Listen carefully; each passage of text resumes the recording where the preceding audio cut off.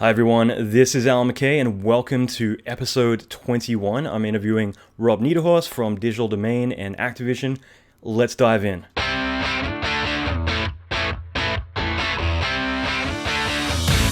Welcome to the Allan McKay podcast. Allan is an Emmy Award-winning visual effects artist and mentor to many leading industry experts. Listen in as Allan talks with other industry leaders in film, video games, and visual effects about their experience, lessons, and methodology. Allan will teach you pivotal advice to fast-track your career, better your skills, and reach your ultimate dream job. Check out the latest episodes on allanmckay.com.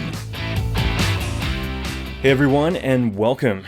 I've received now hundreds of emails since Christmas from listeners who've applied what they learned from these lessons in the podcast, and it's been really amazing to see what transformations have happened. And if you haven't had a chance, I strongly urge you to listen to the previous episodes, as there's many key takeaways here that you can apply right away now, today in your career. I might even go as far as to put together some case studies on some of the students' success and how they've applied these steps I've outlined to their own personal careers. The other awesome thing is now 50,000 listeners. This blew my mind and I'm so humbled by this.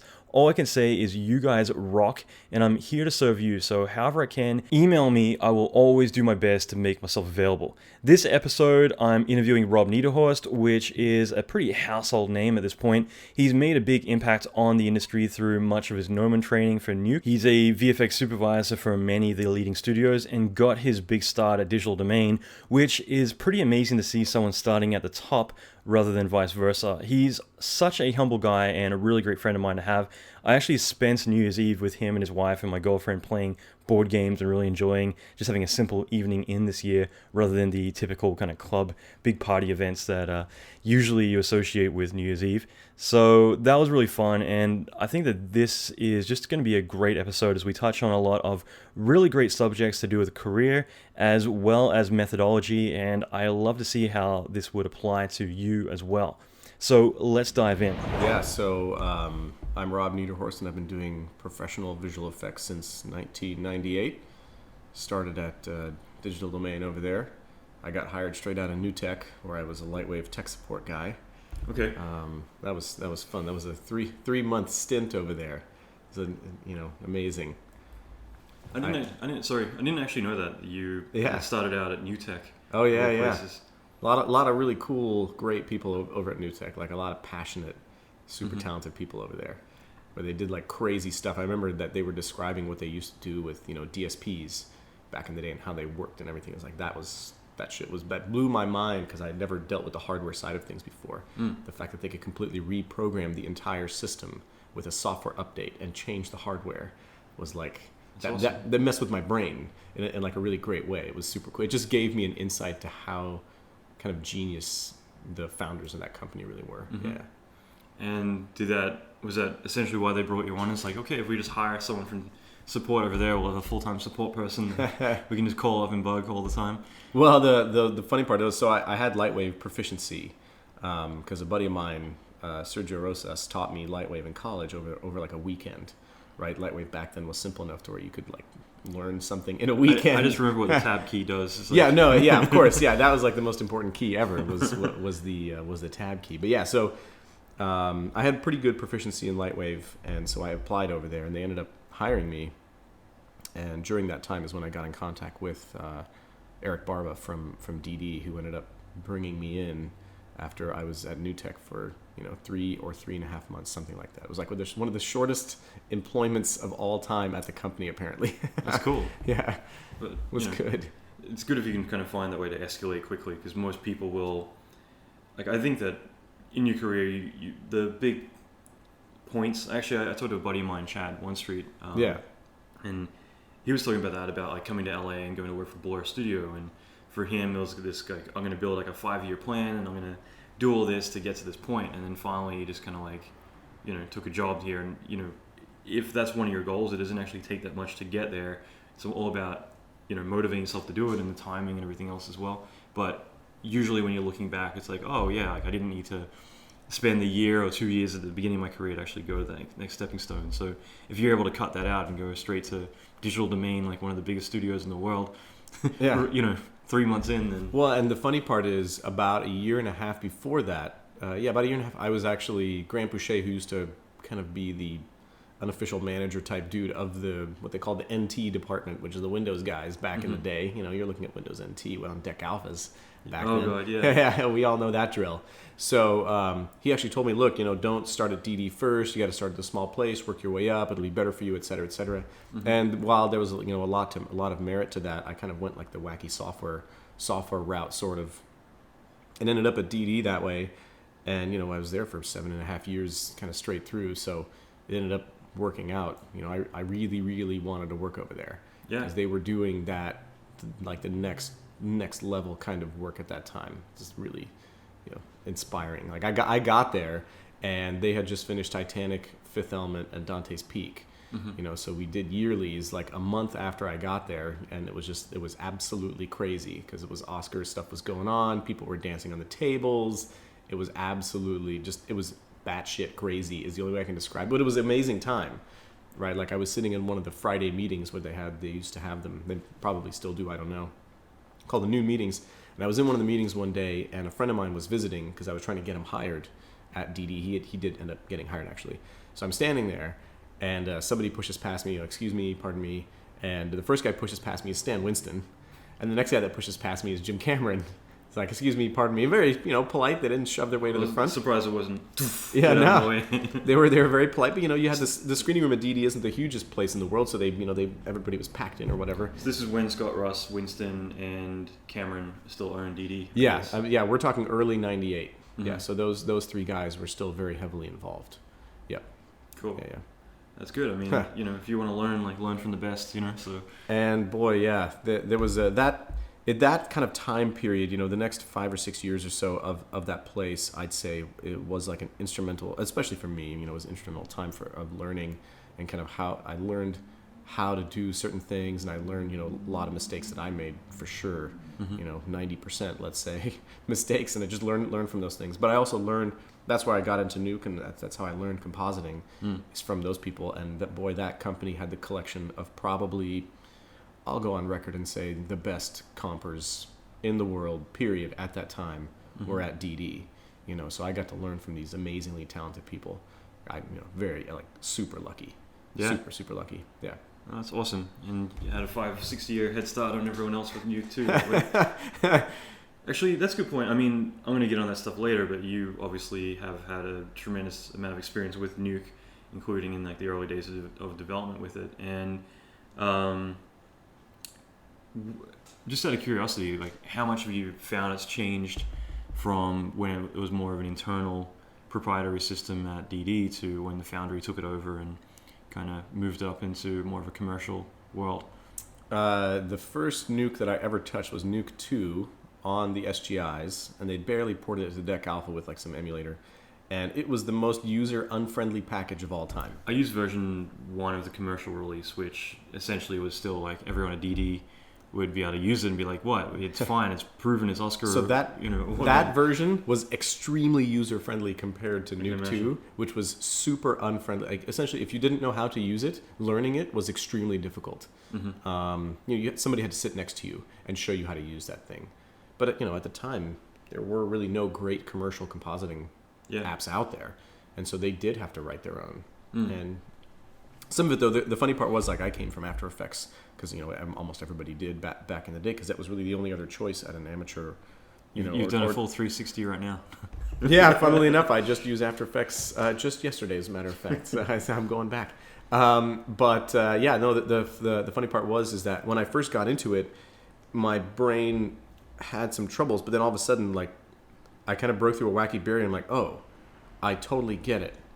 And the minute that I got it, I just despised the way that After Effects works in layers. But the reason, and I'll come back to even today, the reason that I despise the way it works in layers is because at the time I was working on one shot at a time, and I wasn't working on time-based stuff, so I never had to slide anything in time. That was not a big deal. Or I moved things a frame or two here or there, was no big deal. I never had to take spinning discs or moving text dialogues. You were doing motion graphics. I wasn't doing motion graphic type work. I was doing feature film or commercial photographic visual effects shots. And so for that, After Effects was really terribly suited. But for all of the kind of more design-oriented type things, where time and time manipulation is kind of an essence. Boy, After Effects, man, I don't know if anybody's doing it better. Like, it's amazing. I think it's amazing for that. I'm so out of the loop these days with After Effects. In fact, I had to load it up last week, and I had several people behind me wanting me to do something, and I'm like, okay, like, I don't know how to. I feel what I was doing. It was something so simple, and I'm like, yeah, I don't know. I think I was trying to color correct something. I couldn't bring up my effects. Oh, don't do that though. But yeah, I hate the color correction. Actually, that reminds me. I love After Effects, and I think it's, even to this day, I defend it for what it is because it's extremely powerful. However, for film, having to layer up like 10 of the same elements, just that way I could use individual masks and multiply it. It's just that sort of thing drives me insane. I'm like, the background of me is like, I'm shaking my head no. It's that stuff is extremely challenging in that software. But yeah, I mean, that's the beauty. Every software has its purpose. Yeah. And there's no reason I'm going to use a crayon to draw thin lines. Mm-hmm. Same idea. Best analogy I've ever heard. But yeah, it's absolutely true. And like, whereas for other stuff, it's amazing for it. But yeah, I mean, that's awesome. Just gonna, at least I have that perspective too. Because I mean, it wasn't until I think 2000 that like you had Alias Composer, which was something, and then I'm saying something as in it was something. But then like Fusion 1, which had like the big fat pipes that went in between each node. I remember those. That was the first time I think I'd ever seen a node-based system, and at the time I got it, I just didn't find it very intuitive. But it wasn't probably until, because even like Flame, you had action, and not action actually, the node part of it. Well, they started batch. I can't remember. I'm not like super up on how and when Flame, but they started batch a while back, and that was their first kind of attempt at it. Their first attempt was terrible. Yeah, they've made it really good. Yeah, but But Shake came along, and Shake was great until Apple buried it. Yeah. But yeah, Shake was awesome. And it's actually funny because that's when Nuke had, Weta had, implemented it into its pipeline for Lord of the Rings, and then Apple acquired it and then decided to drop support for Linux and Windows. And the only reason they kept it going even for a little bit was because Weta basically was fucked without it, and eventually they dropped it for favor of Nuke, which everyone is now doing. If you're doing feature film production, you're going to be using Nuke. That's kind of the simple situation. Fusion went free like 2 or 3 months ago. That's right. I just came from Blur, who was backbone was all Fusion too, which is like the last studio I've ever seen actually using it, because I hadn't touched it since the last time I was there in 2006. Yeah. So, but I figured let's just jump in the deep end. Sure. I want to experiment with this just because I think it'll be hilarious, just to, rather than saying like let's talk about the beginning of your career, to actually kind of jump right into the middle of it. But I mean, you worked on a lot of big movies, but what do you think has been the most challenging project to date to work on? Not your favorite, but the one that you're kind of surprised that you managed to come out alive at the very end of it. Boy, that is a good question. The most challenging ones are the ones where I didn't come out great. Mm-hmm. Well, we all have them. Let's see. I remember I worked on Stealth for about 18 months, and the last 6 months was 14, 15-hour days, 6 days a week. It was brutal, and for no reason. And I had, the way I handled it wasn't the best internally, but I had major issues with how things were being done. So I did not come out good on that. And ultimately, personally, I was never a big fan of the end result. I think the art direction overall that we got was a little too non-photo real, actually. It was cool. Everything looked cool, but nothing looked real. Mm-hmm. It never did to me, and I still, every once in a while the movie's on, and were you working on the landscape stuff? No, I was never involved directly with all the Terrigen work that those guys did. Mm-hmm. That stuff was really interesting. I was like a sequence supervisor, and we just did a variety of like stuff. I was comp sequence supervisor. Right. And my 3D counterpart, he and I would we wouldn't be at loggerheads together, like at each other. We would be at loggerheads together with other people of like, this isn't good enough. This isn't good enough. This isn't good enough. And, we'd be getting interesting kickback from that, I guess, is the only way I can describe it. You want to raise the bar with everything you're doing, and other people are kind of like, no, this bar is acceptable for, Yeah, and so, I learned from that, and so I've actually, I come around on that from time to time, and so from that experience and some other experiences, like, led me into kind of how I manage projects, even my own work, to this day, and it enables me to get a lot more done in a lot less time for a lot less money. I'm curious, like, do you want to elaborate on that? Because for me, that's something I personally would want to know more about. There's a book, and I have to look it up to know but it talks about minimum viable product, and it is exactly what the words mean. Is like the simple, non-politically correct way to say it is, what kind of shit can I get away with?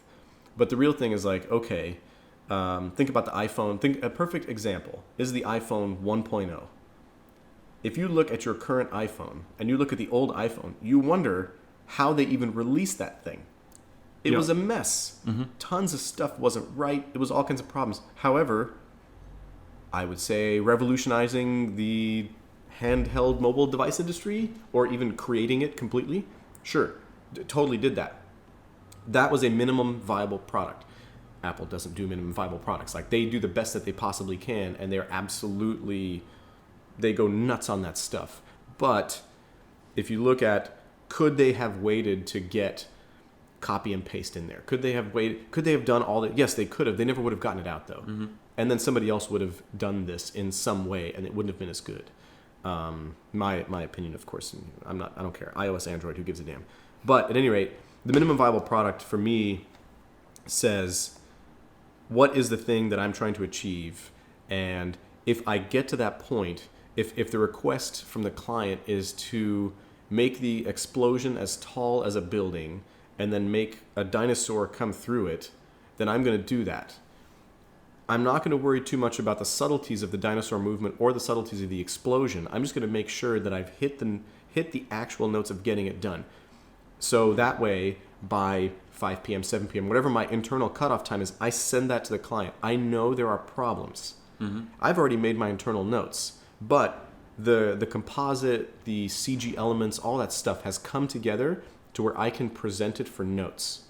Because if I work myself, let's say that takes me a day to do, as an example. My revisions on that, animation of the dinosaur, effects simulation, rendering, compositing, let's say I spend another 3 days doing that. I've now spent 300% of the time working on tweaks for me instead of waiting for the client to give me notes. The client doesn't turn around notes in an hour. They take a whole day to do notes. So in that day of quote-unquote free time, I end up doing the things that I kind of wanted to do some of anyway, and I have another version sort of ready. It's sitting around. It's hanging out in the corner, and we've got animation teams working, we've got effects guys working, we've got compositor. We're not stopping. We're not out partying. We're still working. We're still doing other things. But that way, when the client says, oh, you know what?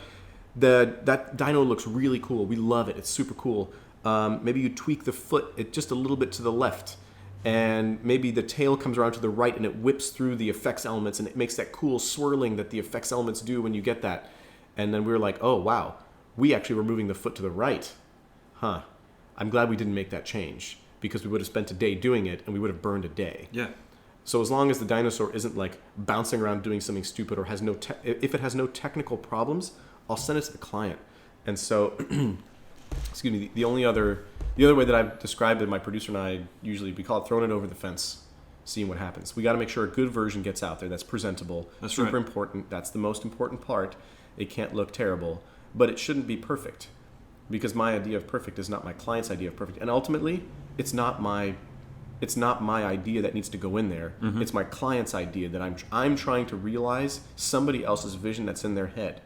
So I have to be able to version out as much as I can. And by holding on to things too long, I don't benefit from that. Yep. And ultimately, my client doesn't benefit from that. And then my artists don't benefit from it, because they're staying all hours of the night trying to fix problems, even at the last minute. So that strategy boy, that took me a lot of years to really figure out. And I'm still working on it, as I think we all are, on what's right. But when I really started to dial that strategy in, it resulted in massive reduction of time spent on work, and the work still being really good. Mm-hmm. Absolutely. Yep. I call it like broad strokes. Sure. I've supervised a lot of artists where you will get them just starting to go into the nitty gritty, and this is kind of the flip side of like what can happen. But you get so fixated on like trying to make something perfect, and the thing is that you need to get the back and forth with the client before you get like into, let's say, animation, trying to get someone to have the secondary motion. If you don't get approval on the speed, the direction, everything that's going on, right, they might come back, and by the time you spend the extra 2 or 3 days detailing it out, getting all these like fine details in there, then they come back and say, okay, well, we're not happy with the timing, change it. And it's like, fuck, that's going to put me all the way back. Yeah. Whereas like getting those broad strokes out, you can get the basic idea done, and then you go through and start to like finesse it from there. And for me, that's like definitely been a life changer, a game changer. Like working, I always bring this up, and I bring up Blur a lot, but for me, they've always been someone who's like, they knock out stuff so fast, and it's always blowing my mind.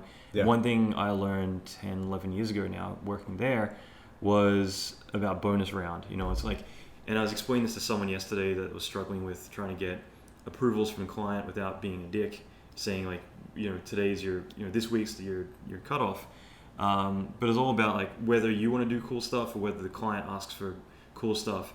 For me, that's always been such a really powerful thing that I can say to them, okay, I hear everything that you said, and we will do that if there's time at the very end. So we'll put it in the bonus round, we'll get this, and this done, sure, which are the key things, and then if there's time at the end, then we'll do these things. And there is time usually at the end to say, okay, well, what can we, what do we want to prioritize from here? But it means that at the very end of the project, you're not stuck doing this one little pillar with all the detail and everything you needed, and you didn't deliver the project. So by doing those broad strokes, by doing the important parts, and as you said, throwing it over the fence, that's so vital, because you can say, look, I don't want you to comment on the texture, I don't want you to comment on the lighting, I just need you to look at the animation and tell me, is it moving too fast? And they're able to say, oh yeah, well, I don't like the lighting, I don't like the texture, but like, yeah, the thing's moving too fast. It's like, good, because I don't care about the rest, we're not on that part yet. Okay, now it's, we can fix the animation, send off again, great. Time to go and start doing the secondary, go through all the other phases. But if you start worrying about trying to paint the whole picture, and when you bring up the iPhone, that's a perfect analogy. Like for me, the iPhone 1, when it came out, I knew it was going to be what it was, and it needed to exist for there to be a better one. Sure. Without doing that, you're gonna spend forever trying to get to that first one, and it's not until you put it into the hands of the user anyway that they're gonna be able to show you what they can do with it. And for the iPhone 1, like the apps were something that they never in a million years imagined what people would be able to put out and like were developing. And that was actually one thing like I love. Actually, that's why I was digging on my phone a second ago, because I heard a really great quote yesterday from Agatha Christie, of all people, like the old kind of murder writer. And but it's so true. I mean, I always think that the worst thing you can do with starting a business, with doing anything really, is to try and plan for it to be perfect instead of just getting it done, getting started. And if you get started and it's kind of average, I mean, for my podcast, I just like everyone else's, the first few ones I'm always going to know are going to be rough, but then from there you kind of get into your movement, your momentum, go from there. And is this one of the rough ones, or is this going to be a good one? I actually, it's kind of funny because I listened to a really popular podcast, Entrepreneur on Fire, the other day, which is top 10 podcasts like on iTunes. It's won all these awards, and it was really great. On the weekend, I decided to go all the way back, because they put out an episode every day and have since the beginning. Wow. So they're up to almost 900 episodes, and it's really great. Like I'm part of like their mastermind groups. Like we had a session with Tim Ferriss last night, actually, like webcast. So that was live, and it was just really cool, like all the kind of private stuff we do. But I scrolled back to episode 1, and it was just like, the guy, John Lee Dumas, is like such a eccentric, excitable guy. He's very enthusiastic, and then episode 1, it's just flat. And it's like, wow. So I'm scrolling through, and I got to like 100 episodes, and I'm like, okay, now I can start to see where he's starting to get into his comfort zone. So it made me feel like, okay, I feel better about everything. But I don't know. I think in the beginning it was more is a bit more rough in terms of like, okay, just shoot the shit, no direction. Yeah. And after a while, you're like, okay, like it's good to have a few things. But with the Agatha Christie quote, it was the secret of getting ahead is getting started. And I saw that yesterday as such a random quote, especially from an old lady I'm not even sure is still around, you know, who writes like murder novels that my grandma, like that's how I know who Agatha Christie is, used to read. But it's such a one that resonates quite well. It's just like the secret of getting ahead is to get started, you know, and that, you know, without doing that, without getting the first iPhone or the first thing out, you can't do all those revisions. Absolutely. So a bit off topic, but I think it's a pretty valuable thing. And so, I mean, for you, the most challenging project was definitely kind of working on stealth and kind of doing the hard yards there. It was a pivotal moment in my career. Because ultimately after that project, I did a little bit of work on the Nine Inch Nails music video. That was my real last project at DD, but I only spent about 2 or 3 weeks on that thing. But Stealth was the longest project that I'd been on before I left. And so, I left after that, and with the chutzpah of I can do this better, haha. And in some ways, the next project I worked on with Joe Kaczynski, we did some things better, and some things weren't any better. I mean, we worked like crazy on that thing. I mean, those 2 commercials, oh man, I don't even want to, my car was locked in the garage for a couple of nights because I didn't get it by 3 o'clock in the morning. That kind of stuff happened somewhat regularly, I will say that. But yeah, it was that was a pretty interesting little game-changing project in my career also. The one I did right after I left DD was a super important one. What was that? That was the Joe Kaczynski. Oh. We did some cigarette commercials, actually. Really? The first commercials he ever, I think, and hopefully I don't get this wrong, I believe his first commercials he ever did when he was first represented by Anonymous Content. So the first properly paid gig that Joe did. Joe's a talented, nice dude. I like working with him. I was meant to work with him last year. I decided to take a break, and but I was meant to do an Assassin's Creed commercial with him. But he's doing cool stuff. But so actually, just on the track of DD, I mean, obviously it's a very influential part of your career. So I mean, what was probably the most valuable takeaway, or if there's multiple, but the key takeaways that you had from working there, the things that you learned that changed you for the better or worse in the long term? For me, it was definitely learning compositing. I mean, like without question. I mean, that is the biggest tip. Beyond the friends that I made, which is, that's the obvious answer. I have really good people that I know from there, and like Rienzo and Devereaux, for instance. Yeah, those guys are great. A lot of love for those dudes, and really the whole crew from back then. There was a kind of a tight-knit community kind of feel. It was always a good kind of vibe over there. Even when it got rough, we still managed to smile a lot and have fun. But yeah, work-wise, the thing that I really learned was compositing, and like I really got, pretty decent at it over time.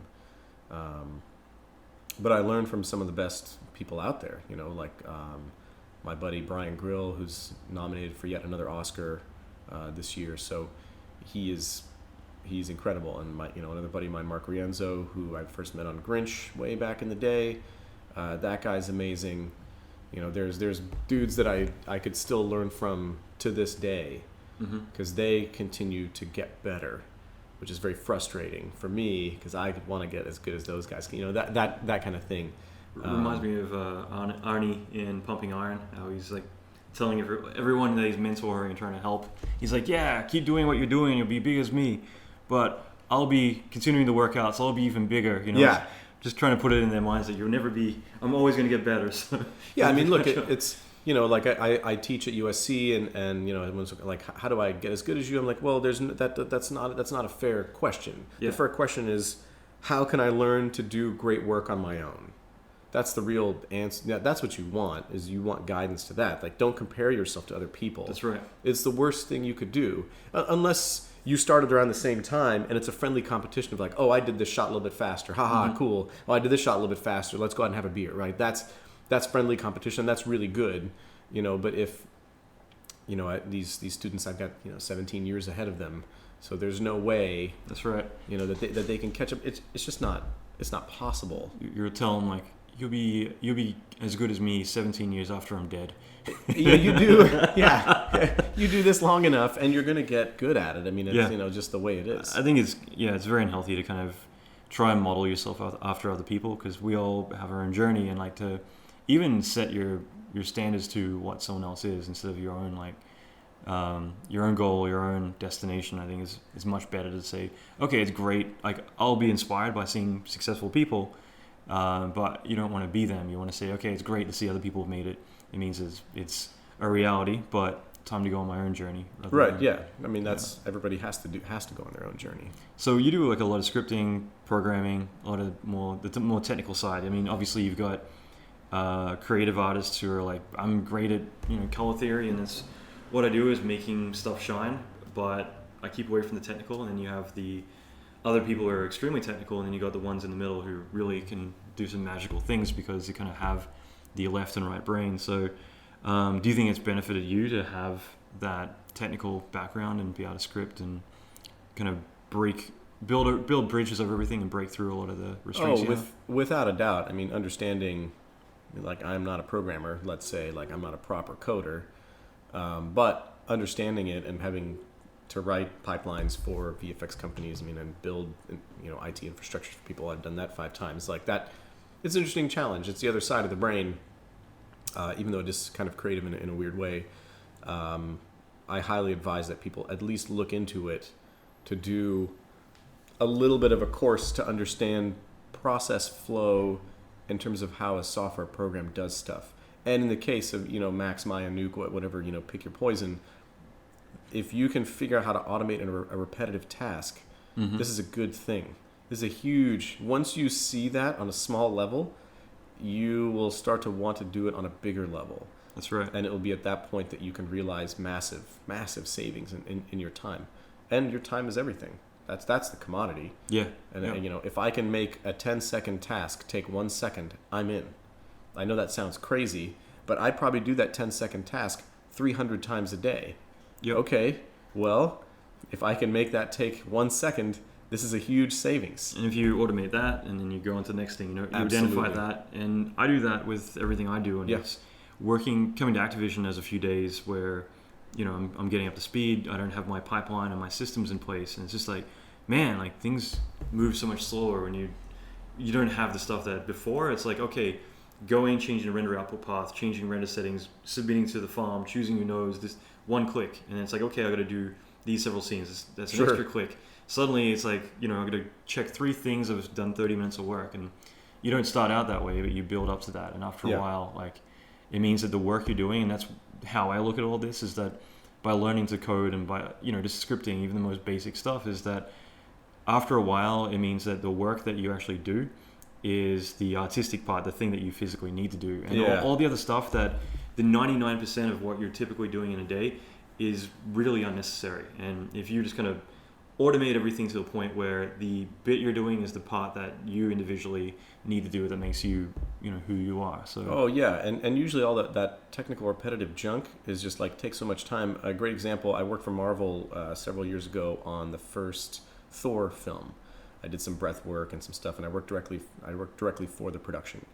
And the biggest pain in the ass of the entire show was not doing the breath or some of the compositing tasks that they hand me. That stuff was actually very straightforward. We had it figured out. Once we had our look down, we could just crush through the shots.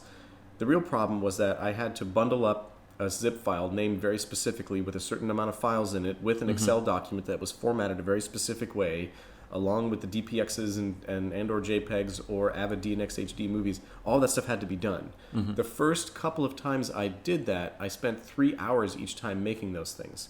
So after that 6 hours of insanity, I sat down for a couple of days and I wrote a whole damn pipeline around it. And boy, that took the 3 hours, and I think it took it down to like a couple of minutes. I didn't do anything. Yeah. Essentially, I was like, clickety, clickety, clickety. This is the change I made. This is the shot. Go. And it would make the Excel document. It would make the DPXs. It would make the quick times. It would do everything. It would zip it up and stick it in a folder. So all I had to do was go upload. Done. Amazing. Huge, like game changer. So that I do that. I mean, that's It's totally worth learning how to do it. I mean, it may take you a week to do the simplest thing possible, but the next time it takes you 4 days, the next time it takes you 3. That's right. You know, the more it's just like any other skill. Even like eliminating human error as well is a big thing. So I mean, typically it's like, I'm working on 6 things, deadline stressed, and 2 a.m.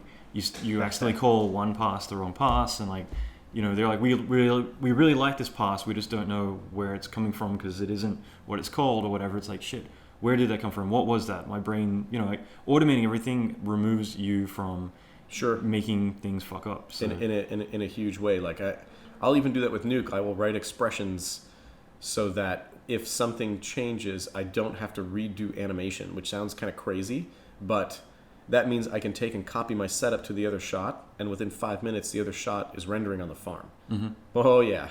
I love that. That's awesome. And how did you get started? I'm just curious. I mean, was it something that you always had a knack for, or did you kind of just realize, like, let me dabble a little bit here and there? What, programming-wise? Mm-hmm. Yeah, so, I mean, when I went to school, we didn't have computer graphics, quote-unquote, as a major. So I did architecture and I did computer science, which was some kind of programming type stuff. But yeah, I mean, I started on a Commodore 64. I did basic. Oh, good. I did peeks and pokes. Funnily enough, I got in contact. I'll bring this back around to something interesting. I contacted a guy who I knew years ago. And I was like, hey, you remember me? We made like C64 logos by doing assembly, like in Commodore 64. It was peek and poke, right? You would actually poke. I still remember... You would look at registers of the chip, and then you would push data into the registers. I still remember Turbo Assembly was like my go-to for all the ASM stuff. And so I contacted this guy. This guy actually was one of the people who developed the first iPhone. We'll just bring it right back to the iPhone. I didn't mean to do that. I just kind of went. See what I did? Yeah. But yeah, like that, doing all those little things led him to doing something like the iPhone. I won't be developing anything like the iPhone, but you stick with it long enough, and you're gonna get good at it. Mm-hmm. But yeah, that's kind of how I got started. A little bit in school, and then some of it just because I wanted to. And again, when you're at a place like DD, there's going to be there were rocket scientists at DD at the time, like actual. Just being around them made you smart. Exactly, because you have somebody that can answer these questions for you, who's already done it, and it's such a high level that they're playing at. They'll be like, oh, do this and this. Never do X, Y, Z because it's always shitty. Do it like this. Oh, okay. Rolodex. Bloop, write that down. That kind of thing. You're working at a high level like that, you're going to run into people that are extremely good at that kind of stuff, and so you gotta pull those takeaways when you can, for sure. That's awesome. A couple more things I just figured pick your brain about. But I mean, again, I'm really always intrigued by people's careers, and like you always have those pivotal points where, obviously for you, I mean, a lot of it revolves, it seems, around like the beginning of your career because you kind of took this massive leap at the very beginning. But can you identify like a single point probably in your career that really was a game changer that kind of stepped you up like significantly higher than you where you typically like I always look at everything like a spike. You've got these, okay, there was something bigger happened there, and there's another one here. Was there ever post DD like a big moment that kind of changed everything for you with your career? Yeah, I mean, funnily enough, once again, bringing it back from, a few minutes ago, that first iPhone. commercial. No, not the iPhone. Yeah, I invented it. That first commercial I did with Kaczynski was super pivotal because it was it was my first supervisor job ever. Crazy. Mm-hmm. Could I do the level of work that I had been accustomed to doing at a completely physically different location with basically... resource-wise, nothing. The team we had on that job, we had, myself, basically the entire team consisted of supervisors. The level of talent on that team was so high, absolutely unheard of. It was ridiculous to where we never really needed to have real comment sessions of like, oh, well, why did you put this green ball next to everything that's red? Mm-hmm. There was nothing like that. It was all, everything looks good, let's go into tweak mode. And the tweak mode was all the time. Because Joe was in constantly, he would be in, once every other day or something like that. We never had to worry about sending anything to the client. He'd just come in and take a look at stuff. And because he's a very knowledgeable director, he's savvy, he's done the work. He and I physically sat together and did the previs, and we worked through the entire previs thing and figured things out. And then he'd come by and he would make comments, and he'd ask, like, how long is that going to take? where he would know that, well, this is going to take 5 days. He intrinsically would go, oh, I won't ask for that, but I'm going to ask for these other 2 things because they're going to take 2 days apiece. I can get more work from this comment than I can from this other comment. So that was a great working relationship, and it kind of set up a lot of kind of success later on, knowing that with very little in terms of, we didn't have a lot of, DD, you've got hundreds of machines. We had, 30, something like that. So we had to make do with very little, but that's, you don't render everything out at 2K res on the first take. No, but we worked at Powell, so that's we're talking way back in the day when Powell or NTSC. No, we worked on Powell because those were, what was it, like UK or something? It was for Dejarum Mezzo, which is an Indonesian cigarette brand, and they 720 by 576. Yes, 25 frames a second. Yes. Yeah, we worked at that 1.067 pixel aspect ratio, something like that, I think. Whatever. Way to out-nerd me. Oh, God, so sad. But yeah, so, we didn't have a lot of high res, but we did things. One of the guys I worked with, the supervisor at the time, Aaron Powell, he taught me about irradiance caching, which I'd never really done in V-Ray. And that was my first... Aaron's a smart guy. Yeah, Aaron's a really good dude. I really like Aaron.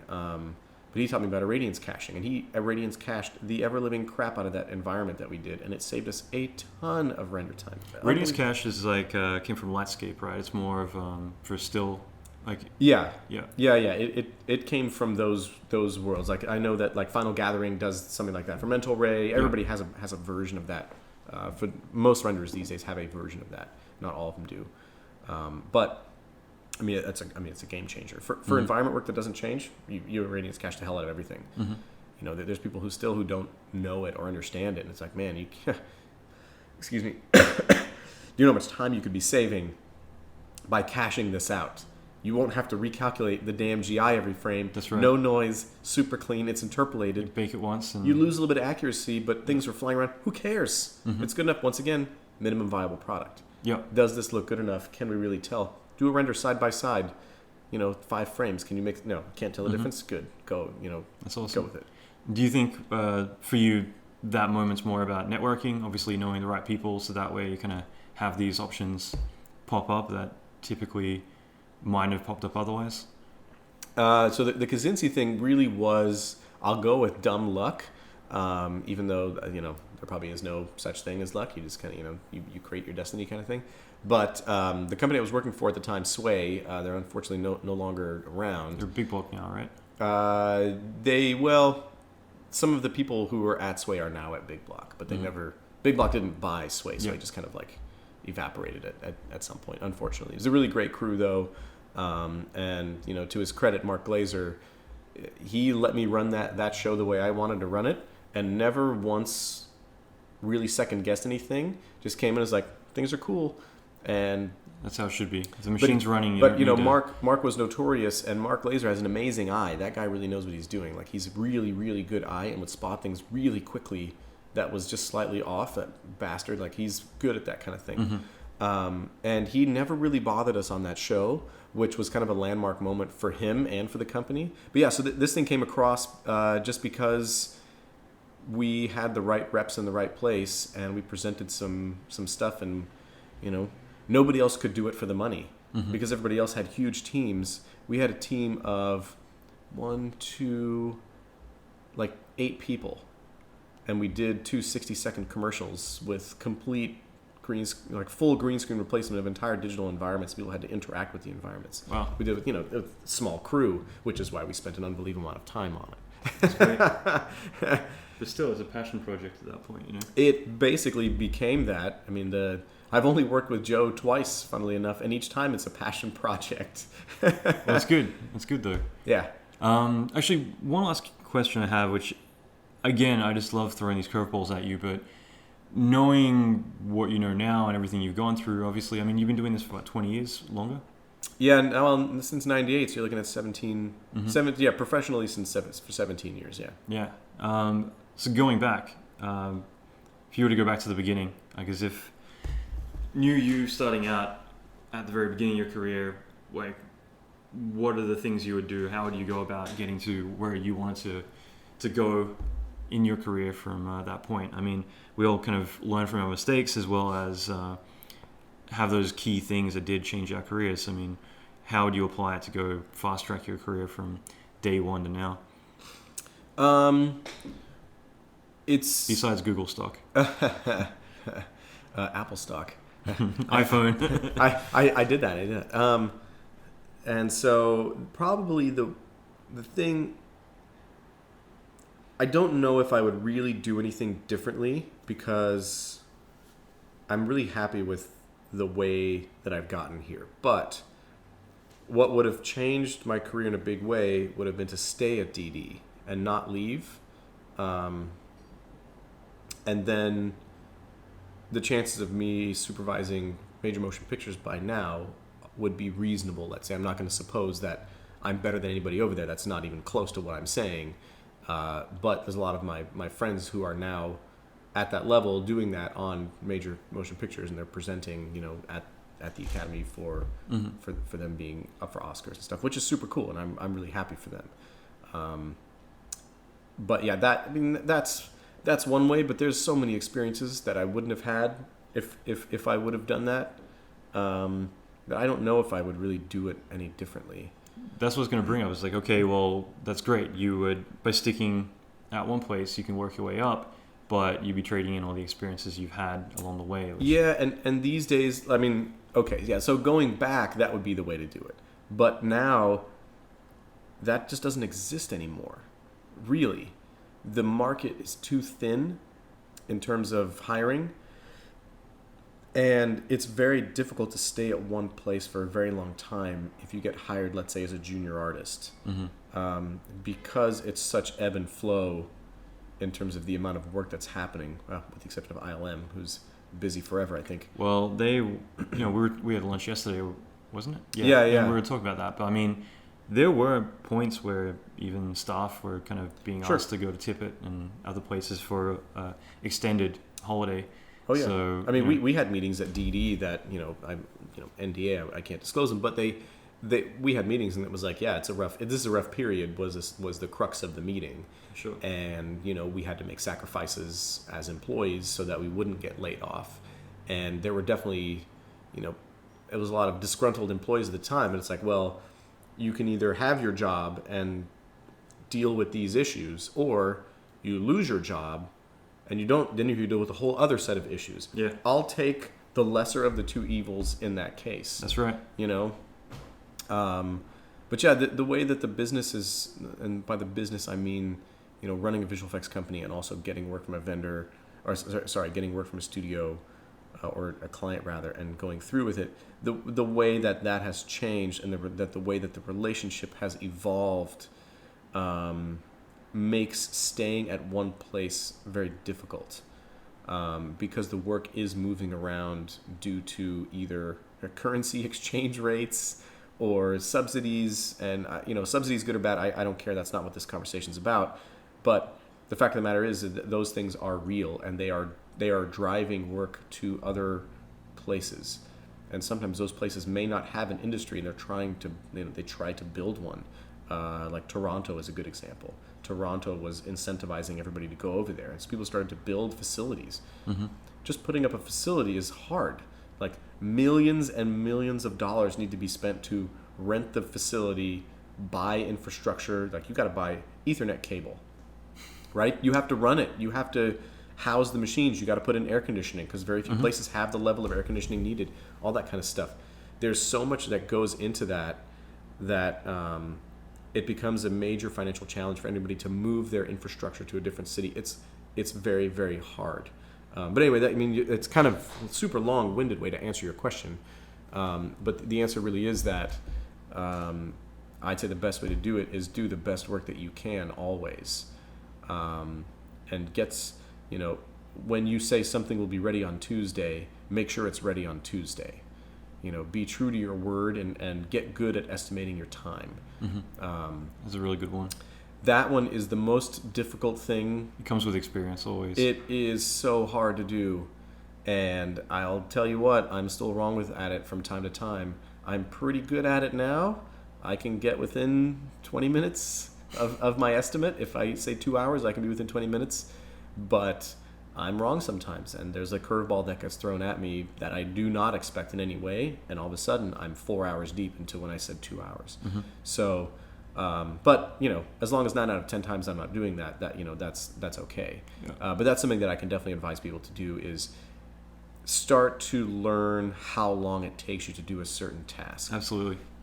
It may not come down to the point of like writing down a time log. That's a little, captain's log, start date 1975. I mean, at least that way, if you look at bids or anything else, you can start to say, okay, well, we fucked up here. Sure. And now we know that this time around, and that's why actually I will, for a second to say that there's a lot of people who always complain that like, oh man, like, why do we need to log all this stuff? It's like so annoying and shitty. Like, it's so unnecessary that I need to like log my hours and what I worked on, everything else. But from the production side, and especially because production typically is not in the trenches seeing what the hell's going on. Yep. Yet, oddly and scarily enough, they're usually the one doing 90% of the bidding. At the very end of the day, like you bring in soups for a little bit to do ballpark figures, but then they'll do their magic because they don't want to upset any future clients. But a lot of the times, they need to say, okay, well, this project was similar and we did it for this much money, so we're going to base that information on this. I mean, it's all vital, but like the more you do it, the more you can say, okay, well, every single time I did it, I was always an hour over. So now I know I should probably say 2 hours just to cover my butt. Yep. All comes with experience, Yeah, absolutely. But and you're right. Like what you're talking about is doing actuals on a job. Like if you bid 10 days and it took you 5, well, that's good that you made a profit of 5 days. Did you spend those days somewhere else doing something else? If so, you have to balance it out.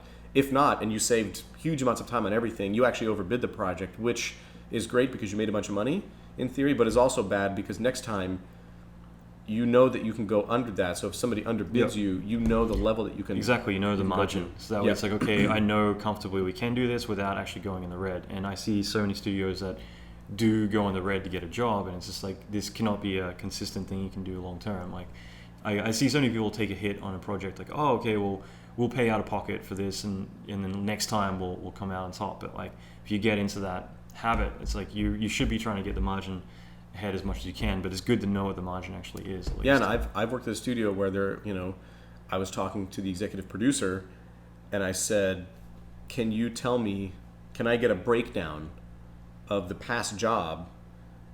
The job we did, doesn't matter what it is, but we were supposed to do something in 12 weeks, we finished it in 9, right? We finished really early, like super early. And first time that's ever happened, by the way, but it was based on the whole minimum viable product thing that I talked about before. So anyway, I went to the EP when I was bidding the next thing. I'm like, can I get a complete breakdown of costs and times and where the money was spent, et cetera, so I can start to learn where we spent the most, where we spent the least, et cetera, et cetera. And I was told, well, don't worry about the money. And I'm like, but as a supervisor, while I'm not the one writing the checks, you're still at the same liable. time, if I assign an artist to do a task, that artist charges time, which is money, to the job. If I over-assign people to the job and people are not doing anything but are still assigned, they're still charging to the job. They're costing us money. I want to know what's going on so I can be a better supervisor. It was an interesting conversation. I learned something about the company a little bit that day and how they kind of manage things. It was an odd situation to be in. And I was never able to see any real actuals to understand how my bidding affected the final work. And ultimately for me, as a supervisor, my job is to make sure that if I say it will take 10 days, I want to get it done in 9. That's right. Yeah. Because then if I'm making a 10% margin, then if I cut it down by 10%, now I'm at 20% margin. Okay, this is huge. Now I'm starting to make some profit for the business, which is great. That's what you want to do. The client doesn't want you to go out of business. They want you to be profitable. They don't want you to screw them over and make 80% margin. That's crazy. Then you're working them over. But they expect that. They want you to be around for the next job. So, I don't think clients are out to burn down the visual effects companies. That's ridiculous. They need people to do the work. There's always going to be the clients who are in the same boat as you. It's like, okay, well, if we can get 20% instead of 10%, then that's a good thing. So everyone's going to have their little bit of push they're going to do. Of course. But I mean, at the end of the day, it's all about that, and you learn as you go. But without a doubt. Yeah. Every day. Well, so to wrap it up, I guess, like, again, you've worked on so many projects, it'd be hilarious to not even mention anything you've worked on. But I mean, I wrote down a few, but I mean, obviously, like, Last Airbender, Captain America, Priest, Thor, Iron Man 2, Day After Tomorrow, a lot of other ones. You're currently at Activision. I mean, what was your favorite project to date? Like, as in, you enjoyed the most, you're the proudest the most of, and what did you do on it? Boy, that one is the easiest one to answer. I can tell you that. There are actually two that kind of... If you say your current project, you're just sucking. Well, I will say the current project that I'm working on, which shall remain nameless, is one of the coolest of my entire career. Great. It's amazing. We're doing... The volume of work we're doing is unseen. I've never seen it before, ever, in my entire career. It is untouched. It is an order of magnitude more than I've ever experienced and I've ever even heard of. This is your moments. You've been leading up to this to... Yeah, so, I won't take... There is a team of people doing the actual visual effects, so I won't take credit for that. But from what I've seen of what's going on, it is crazy. So there's two projects that I worked on that are my favorites for different reasons. One is the Kaczynski project that I did as a Saab spec spot. And the reason that I loved that the most... So I burned an unbelievable amount of time on that job. Boy, that job was crazy. And when we were about 80% through, I finally found the one piece of reference that I've been looking for weeks. Literally for weeks. I've been combing photographs, looking for the one piece of reference. And I finally found it. And I unfortunately, the reference was enough of a divergence from where we currently were that it would require a lot of kind of refactoring of how we had done the work, and like re-render, recomp, re-matte painting, relight, new shaders. Like, it's not a start from scratch, but we're back to, instead of being at 80%, we're back at like 25%. Wow. And I was chatting with my buddy Mark, who's sitting next to me in the bay, and I'm like, all right, if we send this, we know what's going to happen. Mm-hmm. He's going to love it because we love it, but we got to do it. Because that project, that actually was a passion project. So the Saab commercial was totally spec. We did it when we were at Speed Shape. And Speed Shape at the time had never done a full commercial, start to finish. We even did some production on it. We teamed with Anonymous Content to do it. We'd never done the pre-production, posts, the whole thing, all soup to nuts. It's the first time. And so we had to nail it out of the gate. Where in this specific instance, if there was anything that we didn't like, we had failed ourselves. So it's not the client boned us or anything. It's not bad art direction. It was all on us. And so any creative decision that we had to make, we really had to go all in. And so finally we're like, all right. And we sent it to Joe. And I called him up and I was like, check your email, dude. He looked at it. He goes, oh, I love that picture. I'm like, yeah, I was afraid you would say that. But we're sort of already starting to prepare to do this change anyway. He's like, what does this mean? I'm like, we're not going to be done on time. I go, you're not going to get this in a week. We're going to live here. But you're going to start to see the quality improve in about a week. And you give us like another couple of weeks to be done after that. And he goes, okay, that's fine. Again, that's great. It was a spec spot, right? So we didn't have a true delivery date. At some point, Anonymous really wanted to show it to get Joe some work, which he did end up getting. He did end up getting that. But then that's what stopped us. But that was one of my favorite projects. But boy, I mean, we lived there. I mean, it was, yeah, boy, that was crazy. The other one was Priest that I worked on. Funnily enough, you laugh. It's. I was on it too, a different studio. I did the train stuff. But, right. But I forgot because I think when I first met you, there were people in the building saying like, "Oh yeah, like Rob worked on Priest as well." So I'm like, okay, yeah, but.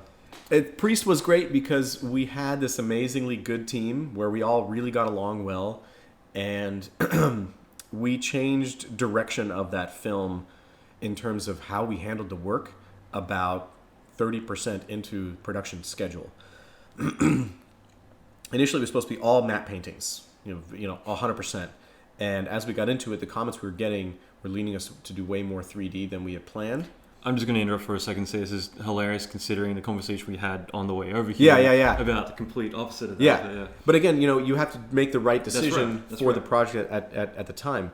And so we pushed way more into the full CG aspect of things. And then we finished off with a bunch of projections on paintings and stuff. Alex Nice and those guys like kind of crushed it. But, between Nathan Millsap and Mike Oakley, Theron Alvanis, Carlos Fueo, all those guys, like we had an amazing CG team, and the compositing dudes were incredible. Anthony Kramer, Clancy Silver, Josiah Howison, my buddy Brady Doyle, Brendan Smith, Jessica Harris. No, not Jessica Harris. Jessica, I cannot remember her last name, which is horrible. I'm so sorry, Jessica. If you hear this, I truly apologize. But she cranked out one of the biggest shots in the whole show. Like, it was amazing. That script was massive. It was very difficult once she left to make tweaks on that. I will tell you that. It was very large. But like that, wow. That was really cool because we all really got along. We'd all go to lunch together, or we'd go have a beer or something like that. So it was a really good environment. And we did work that I'm really proud of. I really am happy with the work that we did. And given that we made a good environment at the company that we were at, which was Svengali at the time, it was cool. We had a good time. That's awesome. And for me now, when people ask me like, what is the most important part of your job? I'm like, I want to work with cool people. I want to work with people that I like to work with because it makes my life better. The current project that I'm on, I'm working with people here in the U.S. and in the U.K. The team in the U.K. is amazing, super great people, passionate, driven, nice people. You can work with them and everybody's like, you're butting heads and getting stuff done. Yeah. But then later on you're like, okay, time for some pints and some food. Let's go hang out, shoot shit. And you can switch gears with those people that way. And that kind of environment is conducive to the best kind of working relationships because you are all in it together. And so for Priest, that was definitely one of those cornerstone moments. And we did 70 something shots in 6 months. Wow. Of massive CG cities and all kinds of things. So we did a lot of work. We did very little overtime, just a couple weeks right at the end. And so it was sort of voluntary. That's great. Do we want to make it better? Yes. All right. Well, then we're going to stay a little bit later. Is everybody cool with that? And it was like, yeah, we need our OT because we've only been working 40-hour weeks for the last 5 months. But that's how it should be. This kind of touches on to something you were saying earlier about like doing overkill where it's not necessary like time-wise on something. And I've had that too where you're doing unnecessary overtime in the beginning for the sake of we got to put in the effort, so that way you're so burned out towards the end that when it's time to actually switch gears and hit it hard, you can't. Yeah, because you've already switched gears and you're just burning out.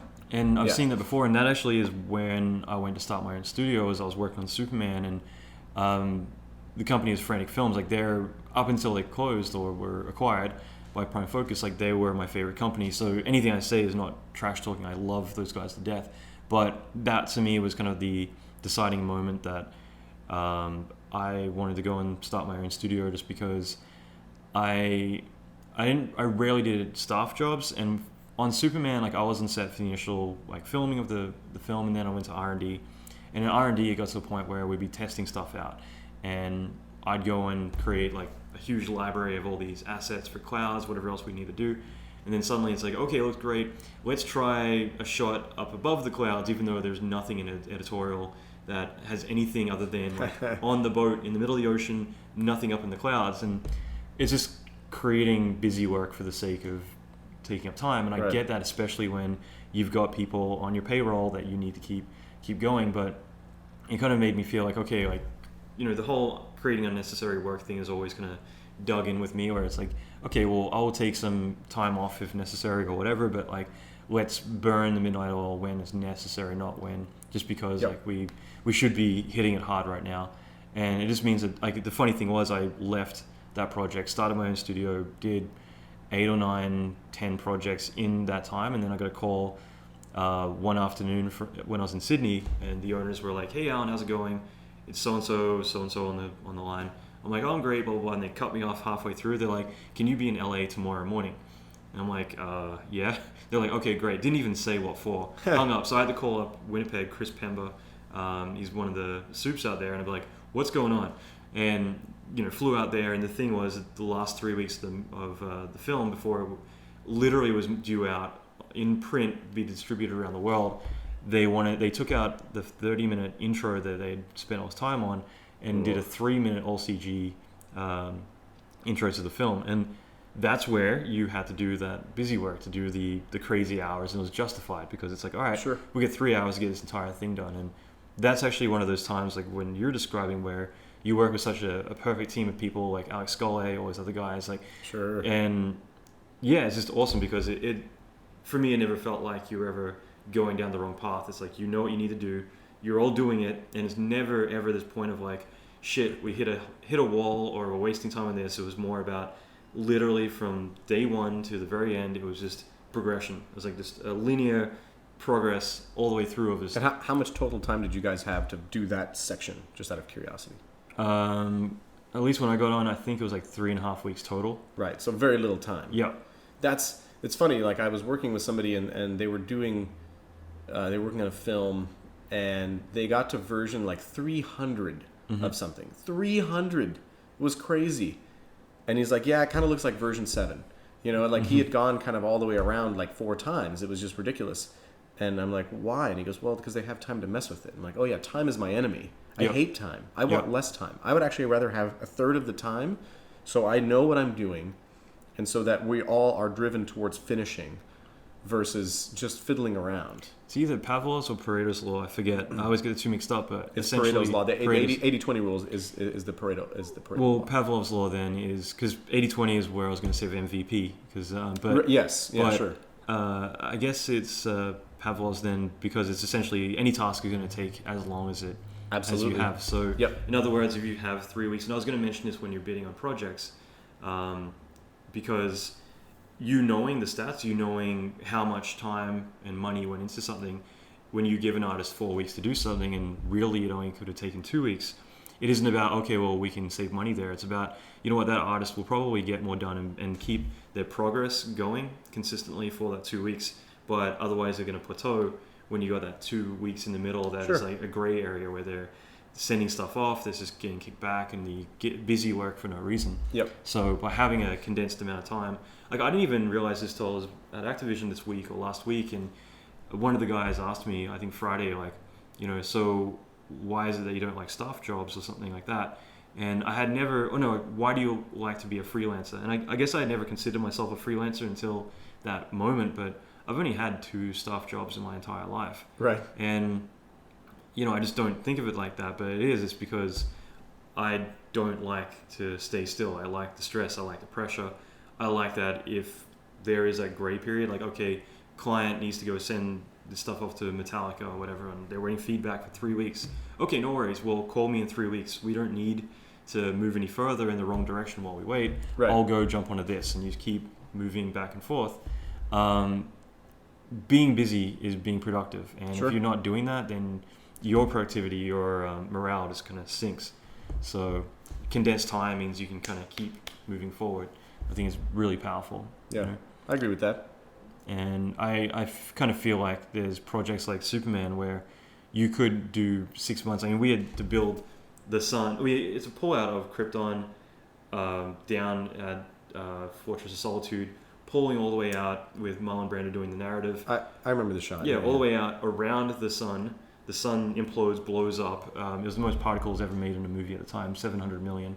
And yeah, I mean, like to do all that, typically you'd probably, if there was time, you'd do it in 3 months.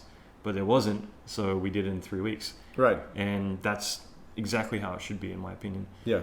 You know, so you don't need to burn people out, but you still, you know, can be productive. Right. So that's awesome, man. Like, I appreciate you taking the time. It's all good. Educational to me as well. So well, let's leave it there. Actually, one last thing. You've got a website, and anything else you want to give a plug to? Because you do a lot of training and a lot of other stuff, and I know you've got things in the works at the moment that you want to maybe announce down the line, but I mean, you've got a lot of great content on your website. I mean, if you want to give that a bit of a plug. Yeah, I mean, you know, there's not too much on good old throb.net at the moment, just some code here and there. But I am slowly starting to work on the next set of Nuke tutorial materials for Gnomon. So I've now set it, so now I actually have to do it. But awesome. Yeah, so that's coming, and as always, it'll be very applicable tutorials, right? Kind of like yours, it's all production driven, which is how people learn, and so mine will all be production driven. I'm trying to figure it out because there's gonna be like 25 or 30 gigs of shit people are gonna have to download. I don't know how that's gonna happen, but it's gonna have to happen because you know I'm using production footage. So guess what? Here we go. Awesome. Yeah, but that's in progress. And as soon as I'm done traveling like a maniac here in the next six weeks or so, I'm hoping to really kind of sink my teeth into that a little bit. Mm-hmm. Awesome, man. Thank you. Yeah, you're very welcome, sir.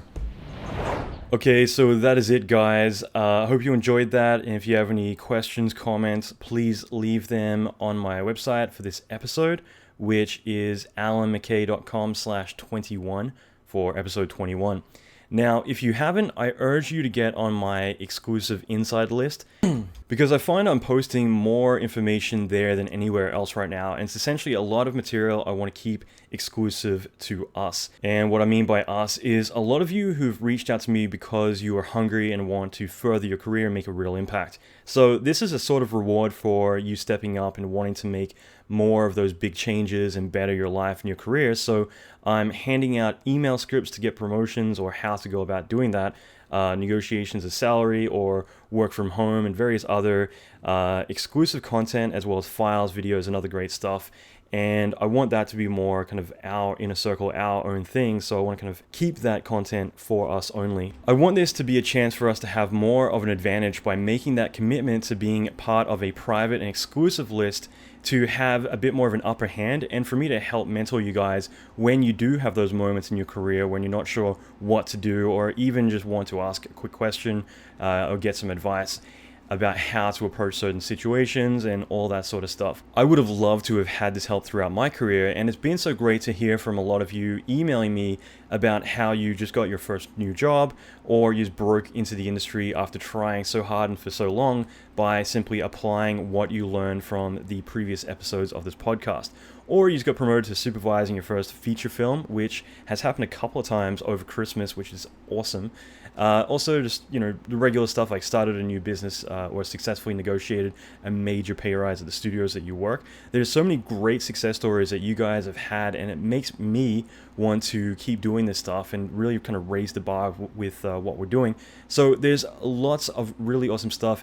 Even certain subjects I want to approach more delicately, and I'm not sure if I want to do podcasts necessarily about them just yet. And that's the kind of stuff that I'm talking about more actively on this private exclusive list of ours. So if you aren't a member yet, make sure to go to allanmckay.com/inside. So allanmckay.com/inside. Next episode, I'm interviewing a great friend of mine, Tobin Kirk, who is an executive producer for Blind, which is one of the top design agencies in Los Angeles. And we're going to talk about his phenomenal work on everything from Coldplay's new music videos to the title sequence for Girl with a Dragon Tattoo, which he also produced. I worked with him on a Star Wars project about 7 years ago and have continuously worked with him since then on many different projects. This is a really exciting episode, and I always say to learn more about the business side of things so that way you can understand everything around you a lot more, which is why I brought Tobin on to talk more about the production end of